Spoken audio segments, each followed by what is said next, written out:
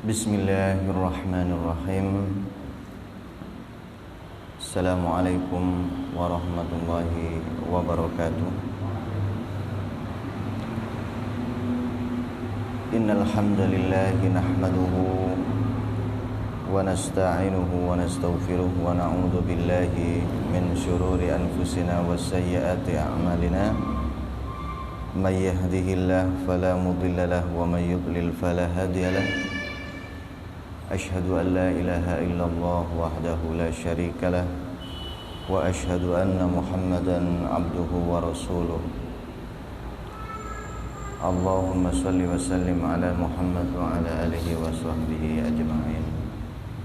Amma ba'du, fa inna asdaqal hadits kitabullah wa ahsanal huda huda Muhammadin sallallahu alaihi wa alihi wasallam wa syarral umuri muhdatsatuha fa inna kulla muhdatsatin bid'ah wa kulla bid'atin dhalalah wa kulla dhalalatin finnar. Alhamdulillah, dengan rahmat dan nikmat serta inayah dan hidayahnya kita bisa berjumpa kembali di dalam kajian kitab tafsir. Dan pada pertemuan kali ini kita masuk pada ayat kedua dari surah Al-Baqarah, yaitu Ar-Rahmani Ar-Rahim. Ar-Rahmani Ar-Rahim, yang maha pemurah lagi maha penyayang. Kenapa diharokati kasroh? Karena ia adalah man'ud, na'at daripada lillahi, ya, sama dengan Rabbi, sehingga Ar-Rahmani itu adalah sifatnya, sifat dari Allah. Ar-Rahimi juga sifat dari Allah. Makanya sama-sama di harokati kasroh, mengikuti. Na'at itu artinya adalah sifat. Ar-Rahman ini adalah sifat dari Allah, sebagaimana yang sebagian telah lewat dalam bismillah, bahwa Ar-Rahmanu itu mengikuti wazan fa'lanu, yang juga mengikuti at'syanu, ghadbanu, dari pecahan kata yang berasal dari atosa, haus. Ketika at'syanu, maka itu sangat haus, sampai hausnya itu di kerongkongan. Ghadbanu itu berasal daripada ghadaba, marah. Ketika dikatakan ghadbanu, maka itu sudah memuncak. Sebagai orang yang marah, ini kemarahannya itu hingga lehernya, ya, kemurkaan yang dia rasakan, kemarahan yang dia rasakan itu memenuhi hatinya. Nah, sudah memenuhi hatinya, itu namanya ghadbanu. Nah, sehingga kemudian di sini dipakai di dalam kalimat Rahmanu, yang pada asalnya adalah dari kata rohama, yang artinya adalah pemurah, penyayang. Ketika diikutkan wazan fa'lanu, maka itu artinya dzurrahmatil wasi'atil azimati la yudrikuha al-aqlu. Itulah dia yang memiliki rahmat yang luas, yang besar, yang tidak bisa dicapai dengan akal. yakni akal itu tidak bisa membacanya. Ya, semisal suatu radar dikarenakan besarnya sesuatu kemudian menjadikan ketika melacaknya menjadikan pelacak tersebut rusak. Nah, itu namanya terlalu besar sehingga tidak bisa terbaca. Seperti yang ada misalnya handphone ya atau HP yang memorinya terlalu besar sehingga bisa membuat konslet itu HP, itu namanya Rahman. Sebagaimana sifat mengikuti mausuf yang disifati, sebagaimana Allah Subhanahu wa taala itu adalah la yudrikuhul absar wa huwa yudrikul absar, la tudrikuhul absar wa huwa yudrikul absar. Nah, Allah itu tidak bisa dilihat oleh mata, tetapi penglihatan Allah Subhanahu wa taala itu meliputi seluruh mata, seluruh hal yang memiliki mata. Allah tidak bisa dilihat, tidak bisa diraba sifatnya, dan juga tidak sama dengan makhluknya. Allah punya kasih sayang, Allah punya belas kasih. Ya, ini yang sering diartikan rahmat itu adalah belas kasih, yang maha pemurah. Kalau orang Melayu mengartikan maha pemurah, kalau Ar-Rahim itu maha penyayang. Artinya murah, mudah memberi, mudah menerima, mudah mengampuni, dan luas, tidak terbatas oleh seorang yang beribadah kepada Allah saja, tetapi pun bagi mereka yang durhaka kepadanya tetap mendapatkan rahmat ini. Nah, sehingga dia menjadi salah satu nama daripada surat yang menjelaskan tentang luasnya nikmat yang diberikan oleh Allah kepada manusia. Yaitulah tafsirnya, yaitu surah Ar-Rahman. Ar-Rahman 'allamal Qur'an. Ya. Ar-Rahman 'allamal Qur'an, khalaqal insan, 'allamahul bayan. Dialah yang maha pemurah, yang telah mengajarkan Al-Quran, ya, yang telah menciptakan manusia,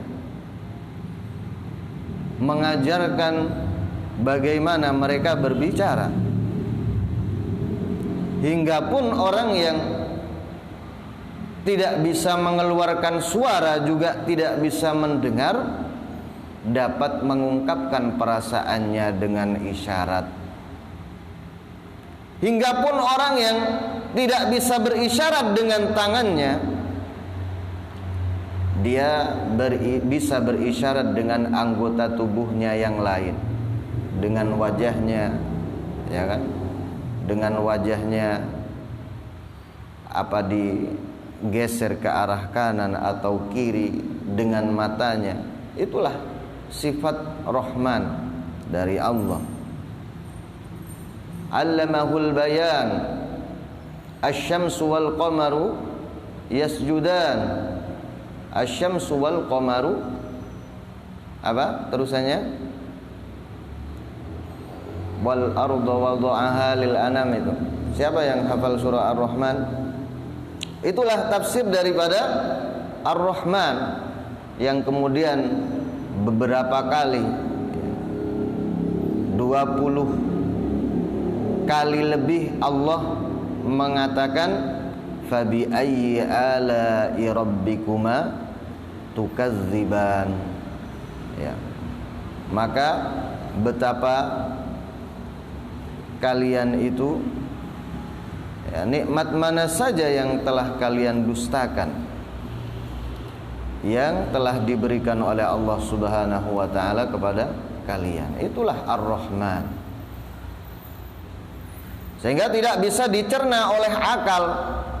Orang yang durhaka kepada Allah diberi kaya, orang yang dia itu taat kepada Allah Subhanahu wa ta'ala kadang diberi miskin, dijadikan ia miskin.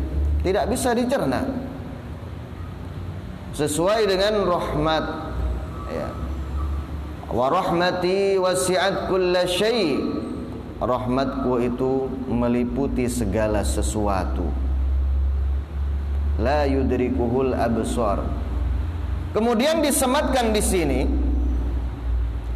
di mana disertakan oleh Allah Subhanahu wa taala dengan Rabbil alamin, ya, Ar-Rahmani Ar-Rahimi. Bagaimana yang telah kita sebutkan makna daripada Rabbi kemarin itu adalah Al-Khaliq, Al-Malik, Al-Mudabbir, Al-Musarrif, yaitu pencipta yang merajai, yang mengendalikan dan mengatur dan memelihara. Maka pemeliharaan Allah Subhanahu wa taala di sini adalah dengan sifat rahmat. Kata Imam Al-Qurtubi rahimahullahu taala, qarranahu birrahmani birrahimi.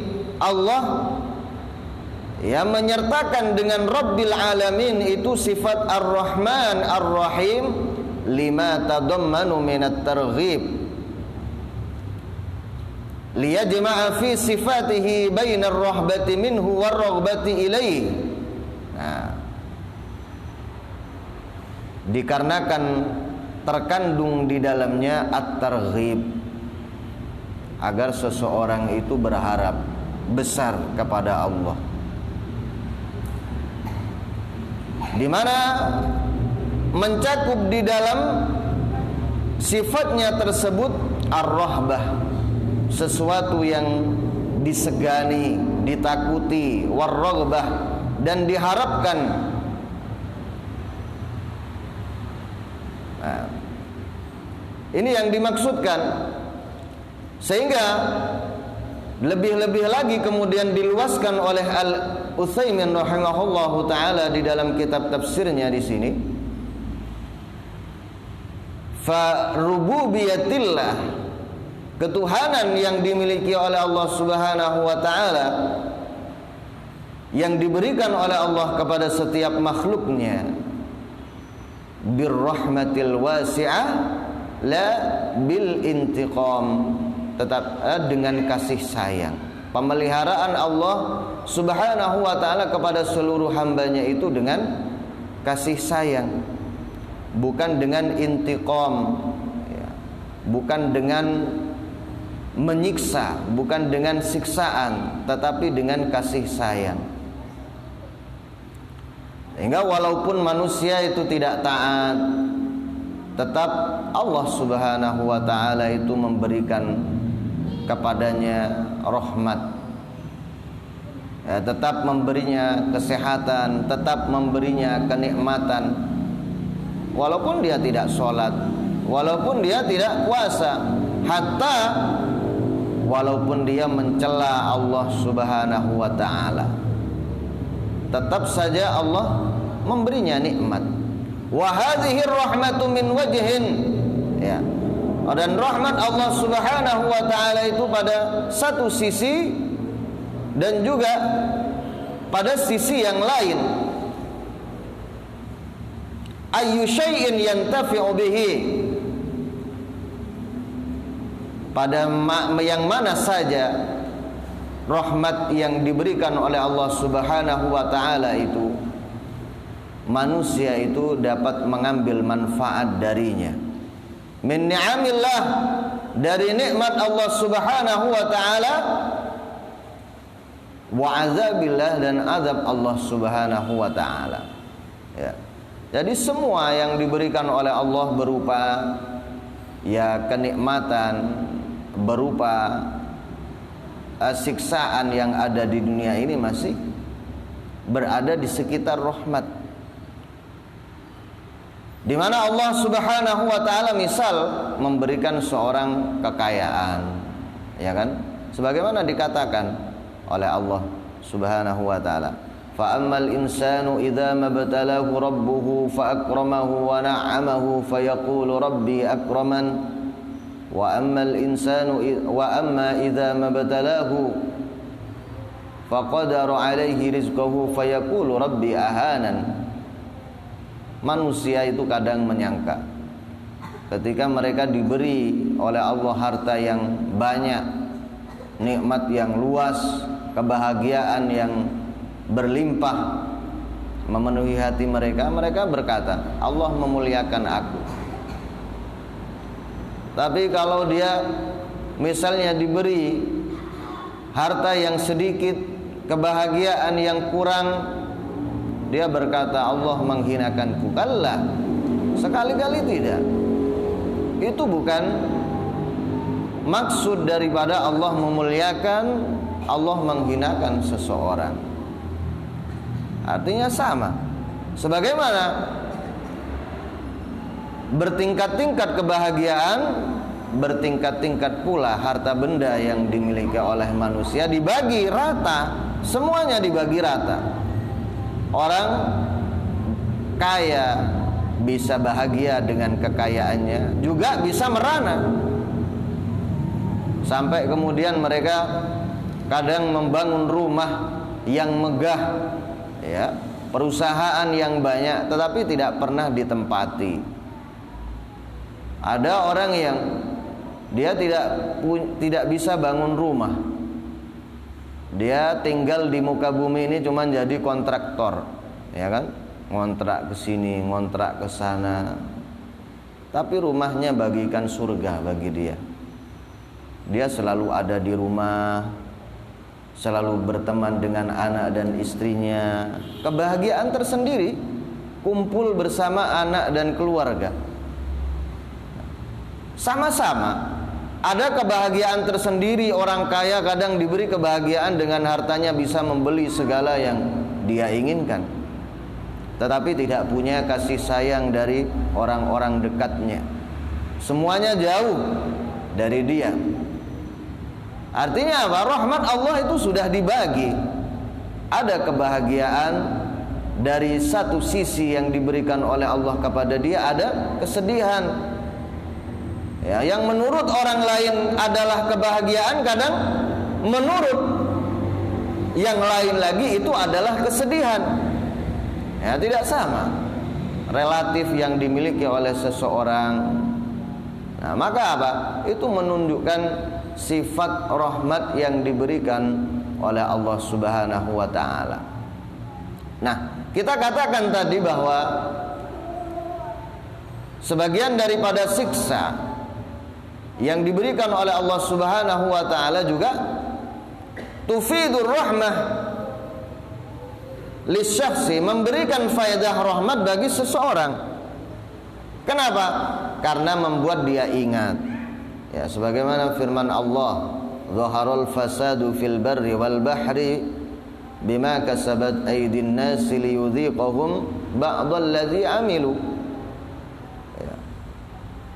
Telah nampak kerusakan di daratan dan di lautan akibat perbuatan tangan manusia sendiri.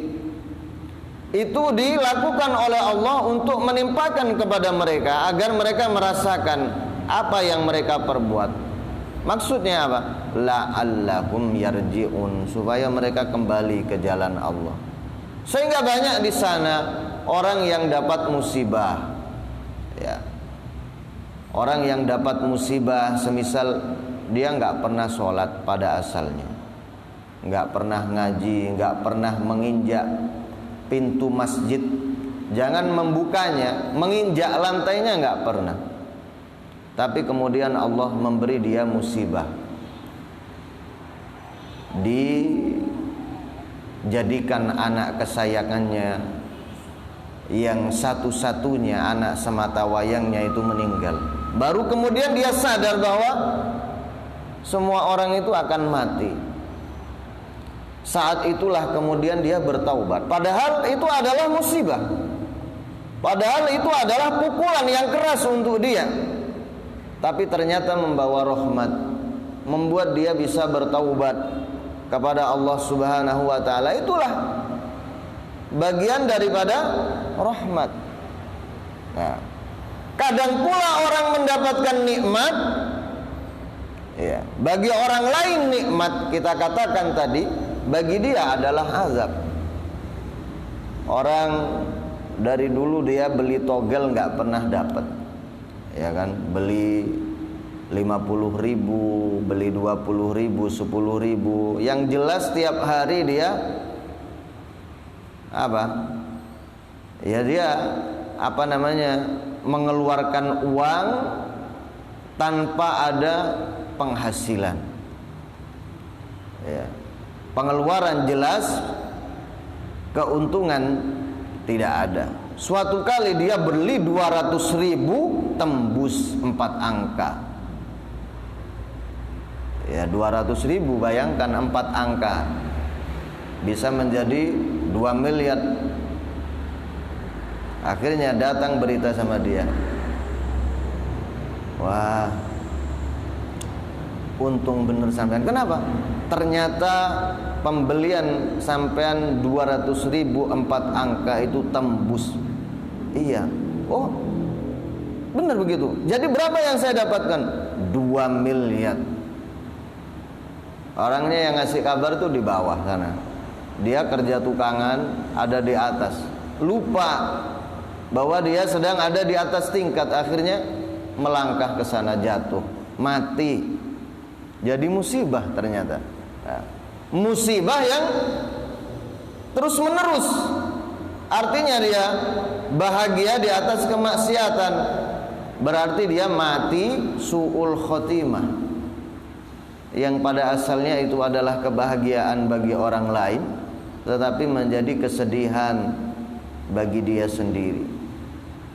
Nah, itulah rahmat dari Allah Subhanahu wa taala, ya, tidak menentu. Makanya tadi la yudrikuhul aql, tidak bisa dicerna oleh akal. Dan kebanyakan sifat Rahman ini memang disandingkan dengan pengawasan Allah kepada makhluknya, penciptaan Allah, pemeliharaan Allah. Seperti apa? Toha ma anzalna alaikal qur'ana litashqa illa tadhkiratan liman yakhsha tanzilan mimman khalaqal arda was samawati al-ula ar-rahmanu 'alal arsy istawa. Tidaklah Al-Qur'an ini diturunkan oleh Allah untuk memberi kecelakaan. Tiada lain ia adalah merupakan peringatan bagi orang yang takut. Turun dari Dia yang telah menciptakan langit dan bumi. Ar-Rahman, yaitu Dia yang Maha Pemurah. 'Alal arsy istawa, yang bersemayam di atas arsy-Nya. Nah, itu dia. Mesti dikaitkan dengan kemudian ya'lamus sirra wa akhfa. Allah itu mengetahui yang rahasia dan juga yang disembunyikan, yang dinyatakan, bahkan wama tahtas sarra, yang ada di tempat yang paling bawah, pengawasan lagi. Kemudian allazi khalaqas samawati wal arda wama bainahuma fi sittati ayyamin tsumma stawa 'alal 'arsy. Ar-Rahman lagi dalam surah apa itu? Al-Furqan. Dialah yang menciptakan langit dan bumi dan yang ada di antara keduanya selama 6 masa. Ar-Rahman, ya. Kemudian dia bersemayam di atas arsy-Nya. Ar-Rahman, dialah yang Maha Pemurah. Nah, Maksudnya apa? Bahwa terkait segala hal yang ada di dunia ini mesti terkait dengan rahmat dari Allah Subhanahu wa taala. Sehingga kemudian perputaran siang dan malam, teraturnya peredaran langit dan bumi, ya, peredaran bulan dan matahari, itu semua adalah merupakan bekas dari apa?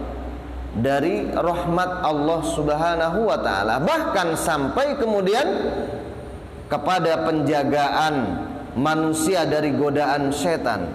Walaula fadlullahi alaikum wa rahmatuhu lattaba'tumus syaitanu illa qalila. Kalau bukan karena keutamaan karunia dari Allah dan rahmatnya, niscaya kalian itu akan lebih banyak menjadi pengikut setan, kecuali sedikit. Walaula fadlullahi alaikum wa rahmatuhu wa annallaha tawwabun hakim. Ya. Kalau bukan karena rahmat dan keutamaan dari Allah Subhanahu wa taala, bahwa sesungguhnya Allah itu Maha penerima taubat, lagi Maha bijaksana. Artinya apa? Kadang Allah membiarkan seorang dia di dalam kemaksiatan terus, ya, dari muda sampai umur panjang 50 maksiat terus. Tapi kemudian diberi oleh Allah benturan di dalam hidupnya. Wala nudziqannahum minal azabil adna dunal azabil akbari la'allahum yarji'un. Sungguh, ya, benar-benar kami akan merasakan kepada mereka, ya, minal azabil adna, dari azab yang ringan. Dia maksiat, ya, dari muda sampai umur 50 tahun, bahkan mungkin bisa lebih. Dia adalah orang yang ahli maksiat, zalim kepada keluarganya, tidak pernah ingat. Baru umur 50 tahun diberi benturan oleh Allah Subhanahu wa taala, kasih penyakit diabetes, kakinya luka sedikit sampai diamputasi, dipotong. Nah, baru kemudian dia sadar. Kan banyak itu. Akhirnya rajin ke masjid, ya. Dikasih azab oleh Allah, atau dijadikan anaknya seperti tadi, dijadikan istrinya. Kadang berat, azabnya itu berat. Dijadikan apa? Istrinya dia meninggalkan dia, ditinggal dengan laki-laki lain, lari. Akhirnya dia putus asa kembali kepada Allah Subhanahu wa taala. Itu adalah bagian daripada rahmat Allah. Tawwab, Allah menerima taubat, bahkan dilupakan oleh Allah. Dari dia yang menzalimi orang, menyakiti orang, bahkan seandainya ada seorang rentenir. Ini di bagian rahmat Allah yang paling besar, ya. Tahu antum seorang rentenir, ya kan, pinjam uang 10.000, 1 bulan nggak bayar jadi 20.000. 1 bulan lagi nggak bayar, genap 10 bulan jadi 100.000. Makanya rentenir mereka, tinta apa namanya, lintah darat, ya, penghisap darah manusia. Orang lain suruh kerja, dia cukup menunggu bunga dari orang-orang yang berhutang kepada dia. Semisal dia seorang rentenir besar, ya, karena menggandakan uang, dia sampai punya tanah 10 hektar misalnya, ya kan, mobil 50 unit misalnya, rumah, ya kan, rumah juga demikian banyak, sehingga banyak kos-kosan, banyak rumah kontrakan. Lalu dia dapat dakwah, innal ladzina ya'kuluna ar-riba la yaqumuna illa kama yaqumul ladzi yatakhabbathu asyaitanu minal mas. Sungguhnya orang yang memakan harta riba itu tidaklah berdiri kecuali seperti berdirinya orang gila. Artinya orang yang tidak waras. kemudian dia bertaubat, mengetahui bahwa riba itu adalah haram, dia bertaubat, menangis kepada Allah Subhanahu wa taala. Apa kata Allah? Faman ja'ahu mau'izatun min rabbih fantaha falahu ma salaf wa amruhu ila Allah. Ya. Siapa yang datang kepadanya nasihat dari Rabb-nya, lalu dia berhenti, falahu ma salaf, maka bagi dia yang sudah lalu itu untuknya halal. Tanah 10 hektar halal, nggak usah dikembalikan kepada orang, enggak. Sudah halal bagi dia asal mau bertaubat. Itu. Tanah yang sedemikian, rumah yang sedemikian, mobil yang sedemikian, itu berubah dari yang sebelumnya hasil riba itu adalah haram, ketika dia bertaubat, ya 180 derajat itu berubah ketika dia taubatnya nasuha. Jadi wa amruhu ilallah, perkaranya adalah terserah Allah sudah. Memang Allah subhanahu wa ta'ala yang menetapkan. Itu min athari rahmatih, bagian daripada rahmat Allah. Seorang misalnya pencuri, dia nggak kenal siapa orang yang dicuri,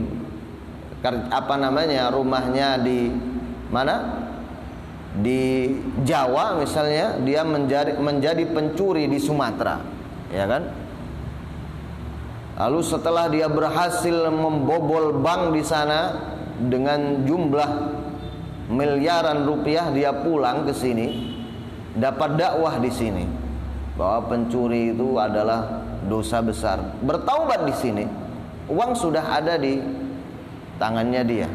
Dia bertaubat kemudian, maka itu halal bagi dia. Falahu masalaf wa amruhu ilallah. Perkaranya terserah Allah, itu sudah Allah yang menetapkan. Itu kata para ulama tafsir, maksud falahu masalaf, bagi dia yang telah lalu itu diampuni. Nah, fa in tabu, kata Allah Subhanahu wa taala itu di akhir-akhir surah Al-Baqarah juga dijelaskan, fa illam taf'alu fa'dhanu biharbin minallah. Kalau mereka tidak mau berhenti dari perbuatan ribanya, maka umumkan bahwa Allah Subhanahu wa ta'ala ingin berperang dengan dia. Artinya tidak akan pernah berhenti Allah memberi dia kecelakaan, musibah, bahkan kemiskinan hati diantaranya. Musibah yang paling besar itu kemiskinan hati. Tidak pernah merasa puas, itu adalah kemiskinan hati. Seperti orang Yahudi, kasih ini nggak puas, kasih ini nggak puas, sehingga menjadi orang yang apa? Yang paling pelit, bahkan kepada dirinya sendiri. Seperti antum pernah dapat orang kaya, ya, orang kaya tapi makannya tiap hari tahu tempe, nggak pernah makan enak. Ada kan orang seperti itu? Orang yang miskin hati. Ada orang yang miskin harta tapi kaya hati. Ya, dapat, biasanya kerja tiap hari dapat 20.000, cukup beli beras, beli tempe, selesai. Baru kerja saat itu dapat 70.000, bersyukur pada Allah, beli apa? Ayam, nyate, atau beli daging kambing misalnya 40.000. Berapa daging kambing sekarang? Beli setengah kilo untuk nyate. Orang kaya, yang banyak, yang berlebihan, nggak berani mengeluarkan hartanya. Akhirnya dia cuma tersiksa, takut hartanya habis sampai dia mati tidak menikmati. Itulah orang yang miskin hati. Hatinya miskin, sampai dia sendiri pelit kepada dirinya sendiri. Pakaian ya sederhana saja. Ini Allah nggak suka orang seperti itu. Kalau antum kaya ya sudah, kaya saja, pakai pakaian yang bagus, ya, mobil pakai, nggak masalah. Allah senang itu. Yang nggak senang kalau kaya sombong, ya, congkak, membuat dia tidak mau menerima kebenaran, tidak mau menerima dari orang yang lebih rendah daripada dia nasihat, itu yang nggak suka Allah. Kalau antum kaya, kemudian memakai kekayaan antum, itu bagus. Kalau kemudian kaya tetapi pengennya hidup sederhana karena tidak ingin menyombongkan diri, masih wajar, bisa juga, boleh. Tapi kalau kaya kemudian tidak mau menggunakan kekayaannya karena takut habis, nah ini beda lagi. Beda lagi itu. Nah itu Allah tidak suka orang yang seperti itu. Maka mereka adalah orang yang miskin hati tadi. Nah, sehingga di sanalah bekas nikmat yang diberikan oleh Allah Subhanahu wa taala. Begitu luas rahmat Allah. Diberikan ampunan, kemudian dihalalkan hasil harta yang haram itu. Semisal juga orang yang kerja di bank. Kerja di bank itu kan haram. Ya, haram. Tiap hari dia makan gaji haram. Tapi kemudian misalnya setelah dia mendapatkan dakwah, dia bertaubat, padahal banyak sudah dari hasil kerja di bank. Ya, kerja di bank, satpamnya, ya, penulisnya, pembuat kopinya, semuanya ini dosa. Ini kata Nabi Shallallahu Alaihi Wasallam. Ya. Nah kemudian kan kerja di bank itu gajinya besar. Bisa ada yang 10 juta, 15 juta, 20 juta. Kalau kemudian dia rajin menabung saat dia kerja, sampai dia dapat banyak harta, lalu dia racing dari situ, bertaubat kepada Allah, maka halal semuanya. Ini Masya Allah, rahmat dari Allah Subhanahu wa ta'ala. Sehingga itulah yang disampaikan oleh Allah Subhanahu wa ta'ala di sini. Kenapa kemudian disertakan Ar-Rahman, ya, menunjukkan rahmatnya yang luas berupa dia tidak membatasi apakah muslim atau kafir, iman ataukah dia ilhad kepada Allah, menentang Allah, tetap dia akan merasakan nikmat Allah, dapat bahagia, dapat sedih. Sama pembagiannya antara orang kafir dengan orang Islam dalam masalah kebahagiaan, dalam masalah kekayaan, ya. Semuanya sama. Sehingga tidak bisa dicerna oleh akal. Tidak bisa. Nah, sifat ini adalah sifat lazim bagi Allah. Makanya dia disertakan, ya, Allah, Rabb, Rahman, Rahim. Kemudian yang dua lagi adalah Al-Qayyum, Al-Hayyu, Al-Qayyum yang kemarin.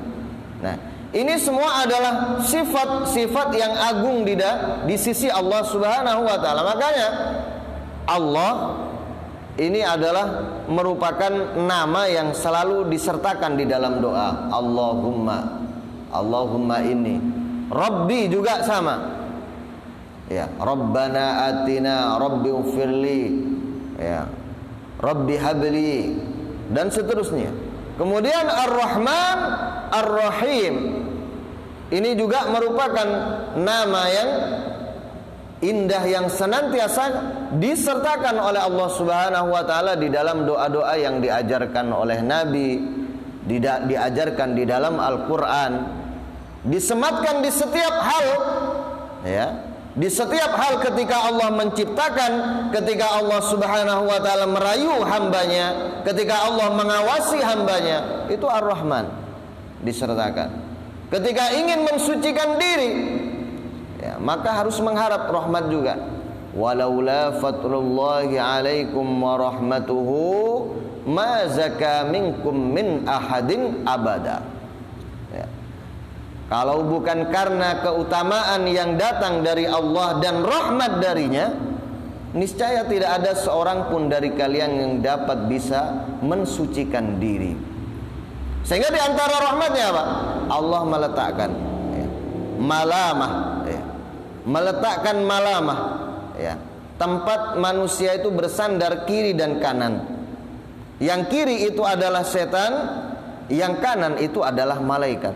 Tetapi grup malaikat itu lebih banyak. Grup malaikat itu lebih banyak. Ya. Dijelaskan di dalam surah Ar-Ra'd nanti oleh Allah Subhanahu wa taala bahwa malaikat itu senantiasa berganti. Wa yursilu 'alaikum hafazah. Allah mengirimkan kepada kalian malaikat penjaga. Yatanazzal, yang senantiasa berganti, naik turun malaikat ini menjaga kita ini. Di antara tugas-tugas malaikat ini adalah menjaga manusia. Mau melakukan hal-hal yang jelek dipanggil, jangan sampai melakukan ini, jangan sampai melakukan itu. Nah. Tetapi kenapa kemudian seruan dari malaikat ini kalah dengan seruan setan? Karena manusia itu memiliki dua nafsu yang jahat. Ya. Pertama adalah nafsu ammarah, yang kedua adalah nafsu lawwamah. Ya. Innan nafsa la ammaratum bisu' illa ma rahima rabbi. Sesungguhnya nafsu manusia itu senantiasa la ammarah. Ya. Senantiasa dikuatkan dengan tasdid di situ adalah muakkad, bahwa dia senantiasa memerintahkan manusia kepada kejelekan, diajar. Nah, ini ditopang oleh setan. Ya, ditopang oleh setan, kemudian dicegat. Apa dicegat itu namanya? Dihadang. Nah, dihadang di setiap jalan.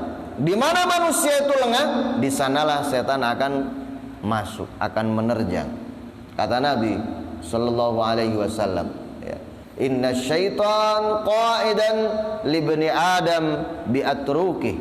Sungguhnya setan itu senantiasa duduk dan menjaga anak keturunan Adam di setiap jalan-jalan kebaikan. Nah, di mana ada jalan kebaikan, di sana setan menghadang. Nah, itu sebetulnya al-kait daripada setan, tipu daya daripada setan itu lemah. Tetapi dikarenakan dua dorongan hawa nafsu yang ada di dalam diri manusia itu, dorongan dari malaikat ini menjadi kalah. Nafsu ammarah, yang kedua adalah nafsu lawwamah. Lawam itu keluh kesah, lawam itu adalah bosan. Ya kan? Bosan. Kita pengen istiqomah, kenapa kemudian sering kali futur dari istiqomah? Karena bosan. Sekali-kali sering menghampiri kita. Ya kan? Sekali-kali sering menghampiri kita. Yang kemudian sekali-kali itu menjadi berkali-kali. Semisal ini, kita istiqomah ikut kajian malam Ahad. Nah, kemudian sekali-kalilah saya mau libur dulu, tidak ikut kajian. Saya mau keluar dulu. Saya mau cari angin dulu. Nah, refreshing dulu. Nah, ini kemudian menjadi berkali-kali pada akhirnya. Ini yang menjadikan manusia terpalingkan dari dari kebaikan, menjadikan dorongan setan itu lebih kuat. Padahal Allah telah meletakkan pada dirinya itu malaikat, malaim yang membuat dia condong kepada kebaikan. Nah, ini adalah bagian daripada Rahman, kasih sayang dari Allah. Sehingga kasih sayang dari Allah Subhanahu wa taala ini sesungguhnya ada pada diri manusia, yang diletakkan seperti apa? Kita sayang kepada istri, sayang kepada anak, kepada orang tua, ya, kepada saudara. Ini manusia tidak perlu dipaksa, karena mereka dengan sendirinya memang ada kasih sayang itu. Memang Allah menciptakan manusia itu, ya, bagian daripada sifat-sifatnya dijadikan, ya, mirip namanya dengan Allah. Ya. Perhatikan, mirip namanya dengan Allah, bukan semisal. Karena semisal itu tidak. Allah itu tidak sama kasih sayangnya. Kalau manusia, kebanyakan kita menyayangi orang kenapa? Karena ada kebutuhan, ya kan? Sayang kepada saudara karena saudara lebih dekat. Ketika sakit saudara yang nyampe dulu. Sayang kepada anak karena kalau sudah tua siapa yang akan merawat kita kalau bukan anak? Sayang kepada kedua orang tua lebih lagi. Orang tua yang melahirkan kita, kepada orang tua kita berhutang budi banyak. Pasti, karena ada kebutuhan. Coba kalau orang tua kemudian membuang kita, mengabaikan kita, akan hilang kasih sayang itu, iya kan? Ini ada batasan, ada sebab. Tetapi Allah Subhanahu wa taala menyayangi manusia tidak ada batasnya. Tidak ada sebabnya. Sehingga ini perbedaan sifat dari Allah. Ya kan? Allah sayang, manusia sayang, tetapi perbedaannya itu jauh.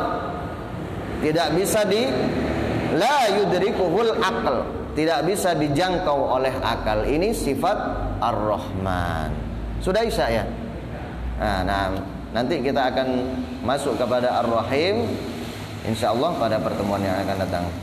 Subhanakallahumma wa bihamdika asyhadu an la ilaha illa anta astaghfiruka wa atubu ilaik. Assalamualaikum warahmatullahi wabarakatuh.